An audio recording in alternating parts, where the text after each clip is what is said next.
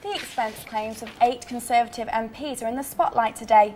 The Daily Telegraph has revealed what it called the most extravagant claims published yet in its series of stories based on leaked MPs' receipts. Angie James, our business correspondent, joins me now. Angie, what can you tell us? Well, Natasha, this is sort of the 4th day of this story on MPs' expenses. What's happened is the Telegraph has somehow, someone I think from inside Parliament has leaked to them a list of MPs' expenses, and they've over the last series of days produced a number of reports detailing them. First couple of days, Labour MPs came under the spotlight. Now it's the turn of the Tories. And we've got some quite fantastic figures to tell you about.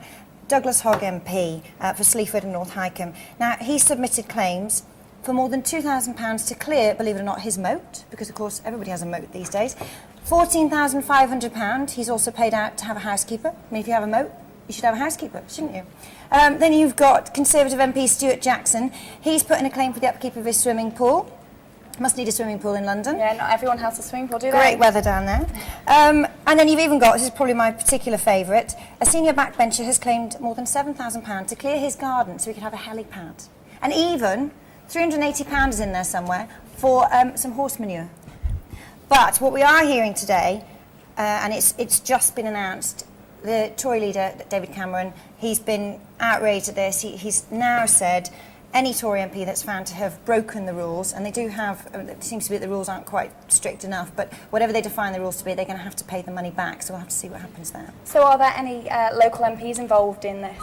No, Natasha, nobody mentioned it in the Telegraph. However, I was speaking to a senior tax fellow at something called the Adam Smith Institute, and it's a very well-known financial analysis, shall I say, institute.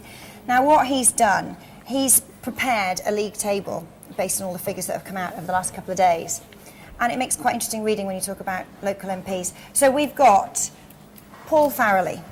He's MP for Newcastle-under-Lyme. Now, there's 646 MPs detailed on this league table. Paul Farrelly, and you can see it there, he comes out at 197th place, having claimed £251,000 in the past year.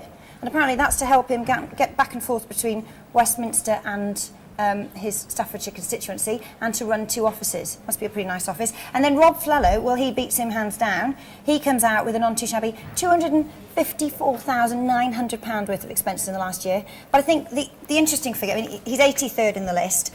What seems to bring it into stark relief, the average MP earns £64,000 thereabouts a year.